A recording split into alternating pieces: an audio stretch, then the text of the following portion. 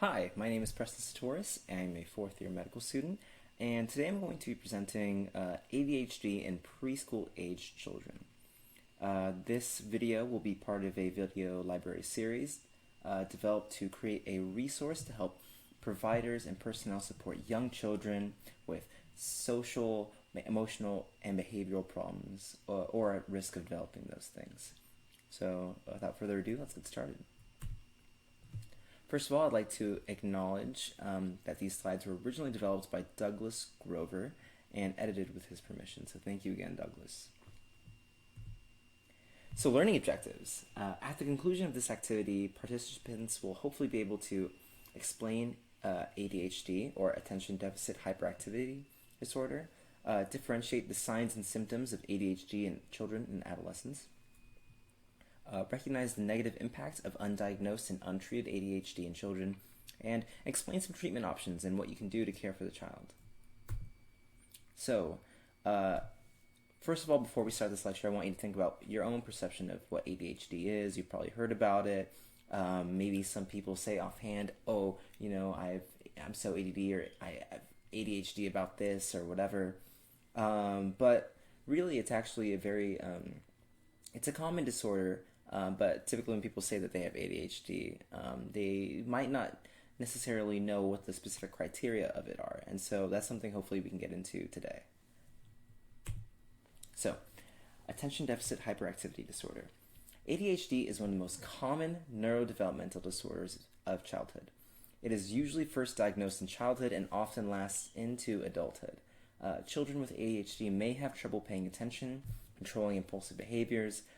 They may act without thinking about what the results or consequences will be, and they may be overly active as well. So, in terms of diagnostic criteria, when we're looking at diagnosing ADHD, we're looking for a few things specifically. First thing is inattention. So what does inattention look like? It looks like the child is forgetful, makes careless mistakes, has trouble listening, avoids tasks that require sustained mental effort. Those things are something that kind of make us think that, okay, maybe there's something going on with this kid. Second, hyperactivity and impulsivity. The child may appear fidgety. They can't stay in one place or one spot for too long. They can't play quietly. They talk excessively. They have trouble waiting or are very interruptive, especially during class. Other criteria for ADHD include, usually, again, early onset. They usually occur prior to age 12 years. Symptoms are present in 2 or more settings. So you need them in at least home and school, or home and work, or school and work. Any of those 2 combinations, with friends or relatives, with other activities. In addition to that, we need clear evidence the symptoms interfere with social, academic, or occupational function.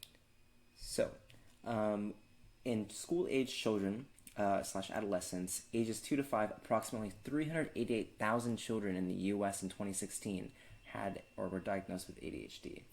In that same report, ages 6 to 11, approximately 2.4 million children were diagnosed with ADHD. Again, so pretty common. Combined type is the most common. We'll get into that a little bit later. And then male and female ratio was 3 to 1, so it's more common in male children. In about 2/3 of children diagnosed with ADHD experience impairing symptoms into adulthood. So when they're adults, actually the ratio of male to female is more equal. Inattentive type is most prevalent in adults, makes about 47% of cases. Demands for attention ability increase with age, but there's a decline in hyperactivity and impulsivity, likely related to cortical and subcortical maturation. So basically they're less hyperactive and impulsive as they get older, and we think it has to do with how the brain matures. The strongest predictor of a poor prognosis, so something we'd want to worry about, is prepubertal aggression. So that's something you want to look out for. So again, this is kind of reiterating, as you get older, your inattention is still pretty bad, but your hyperactivity and impulsivity decrease. So it's more manageable. So, how does this affect females versus males? With females, it's a lot more subtle. Onset is usually at or after puberty, and it's less likely to be diagnosed with internalizing behaviors. Typically, again, it's internalized. Their inattentiveness is usually a little bit more difficult to identify. They show distress through crying or sadness. They are impatient, but they complain more than they make any sort of action with it. Shyness and shame is very common. They're more empathetic, and hormonal fluctuations can affect symptoms.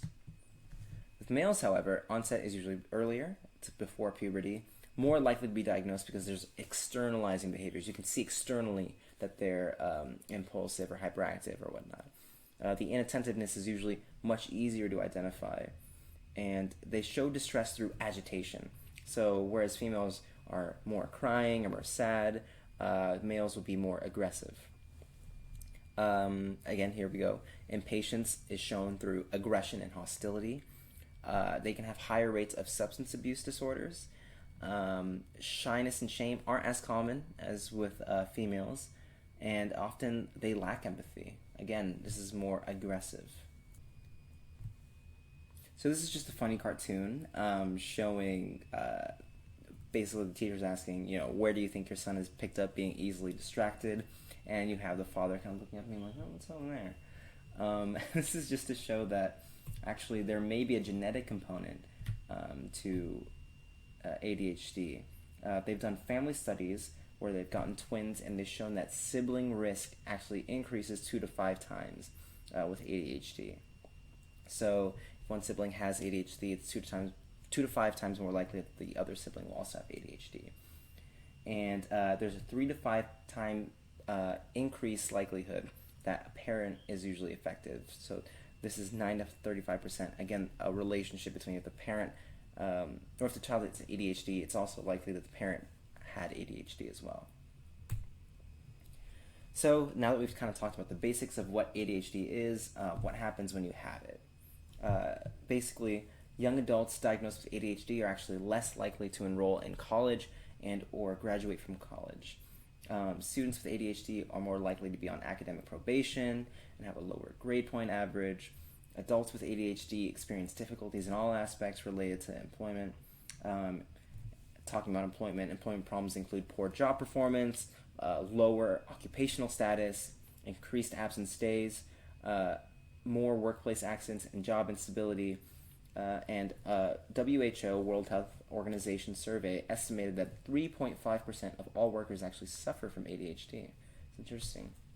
But only a small minority of these workers receive treatment.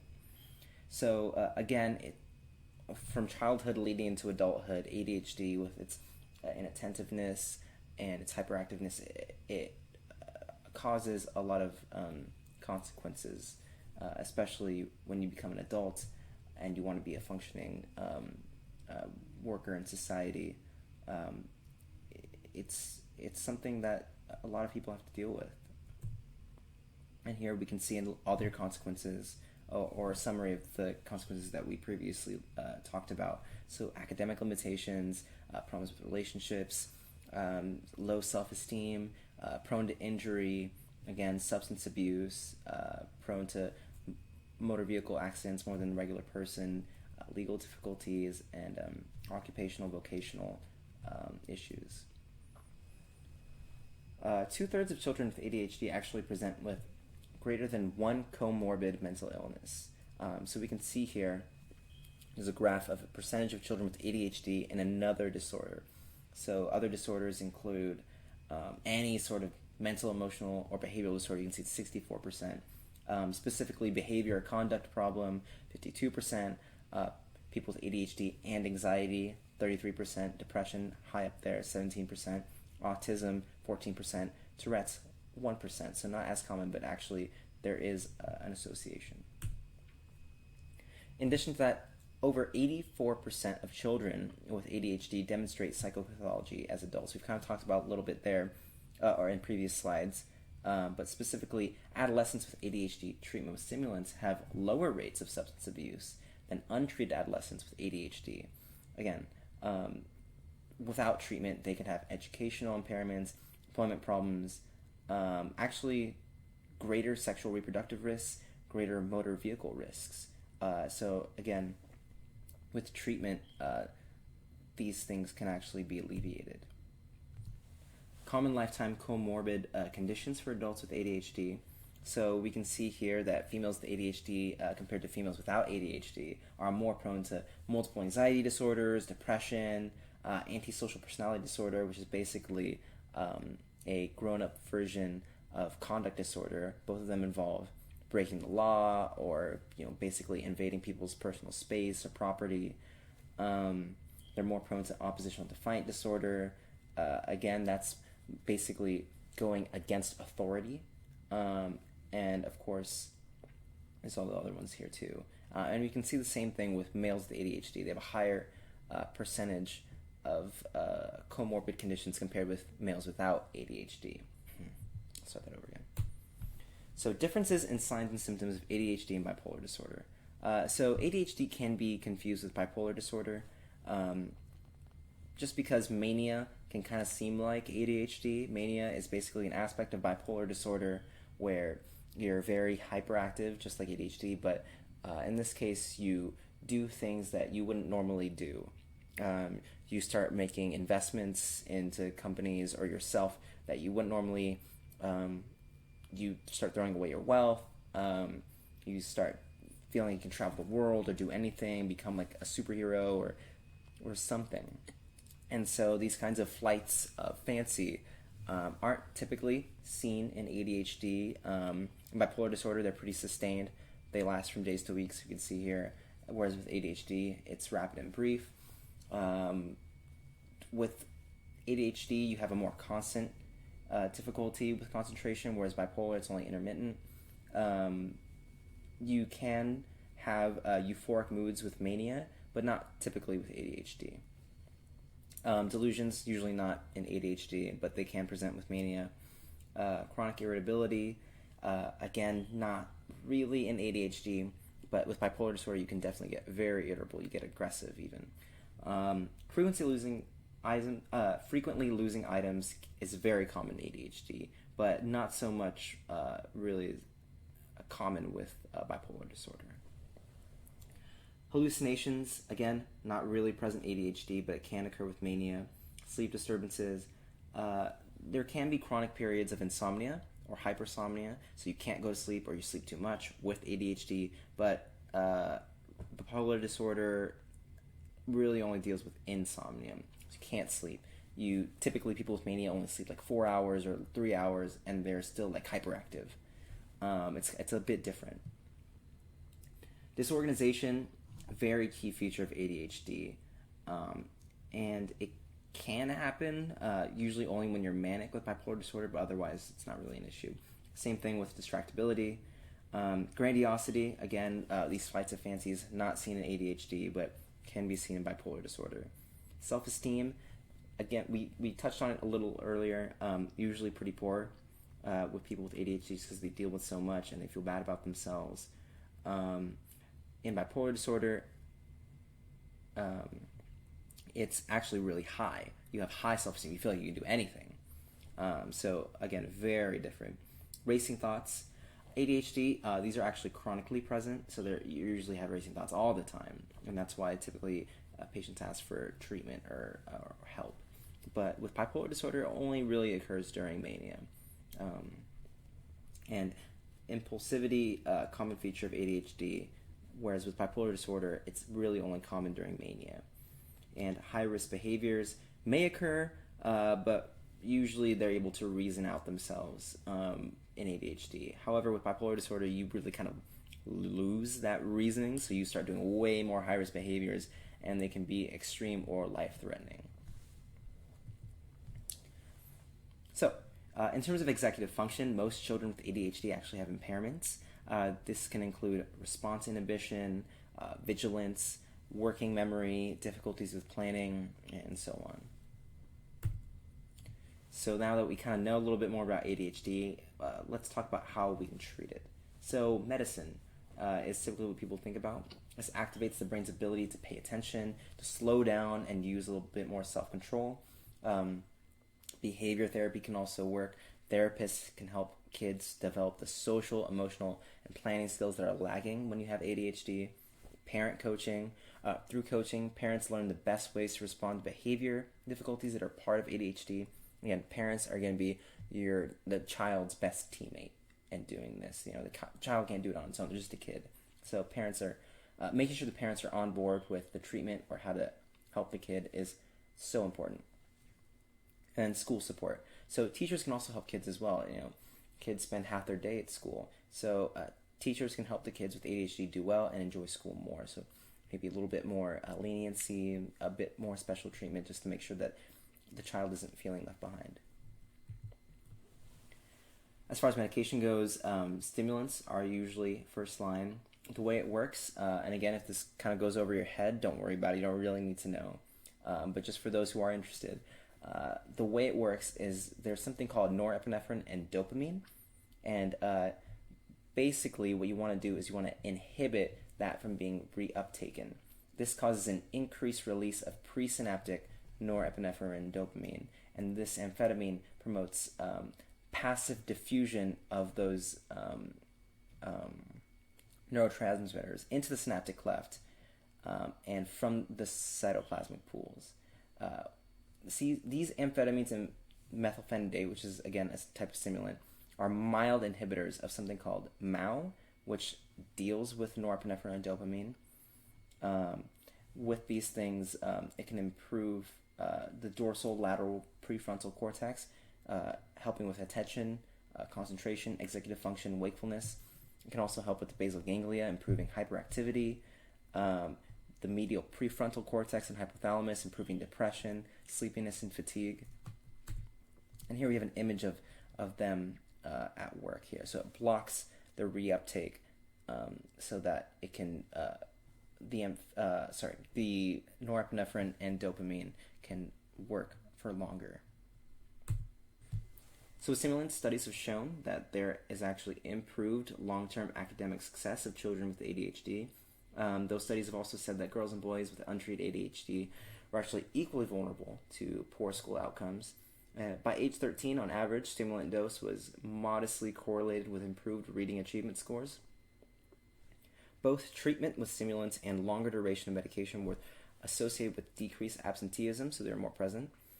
And children with ADHD who were treated with stimulants were actually 1.8 times less likely to be retained a grade, or held back essentially, than children with ADHD who were not treated. Protective factors of stimulants. So, in comparison with those who never took stimulants, participants who had received stimulant medication were significantly less likely to subsequently develop major depressive disorder, 24% versus 69% for those who were not on stimulants.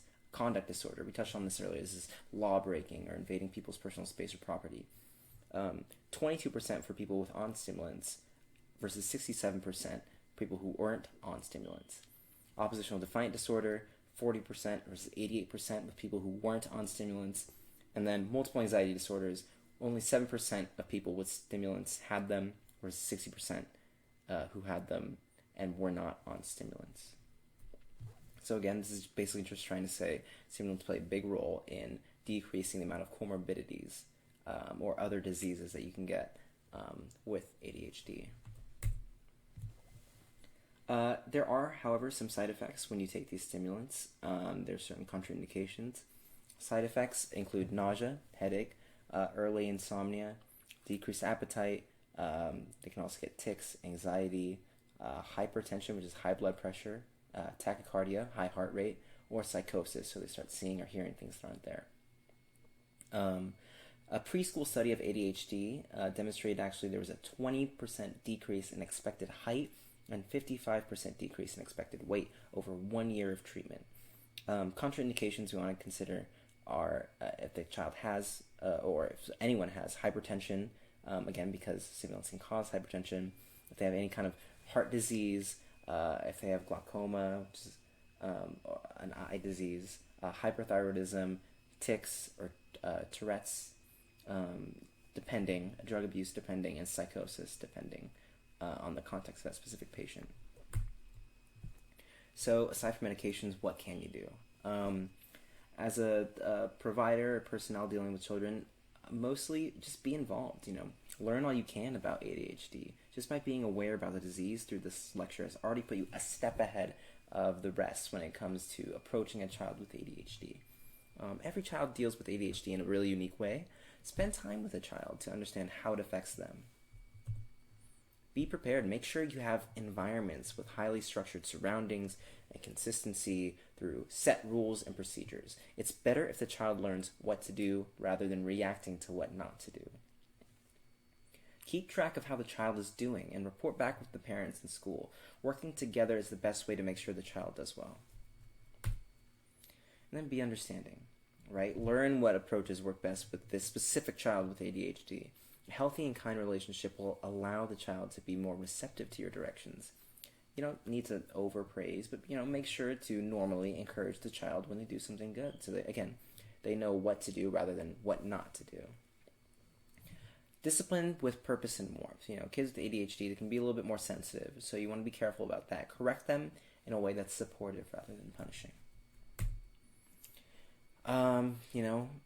When you have a child with ADHD, it can be very stressful. So there are parental problems related to ADHD.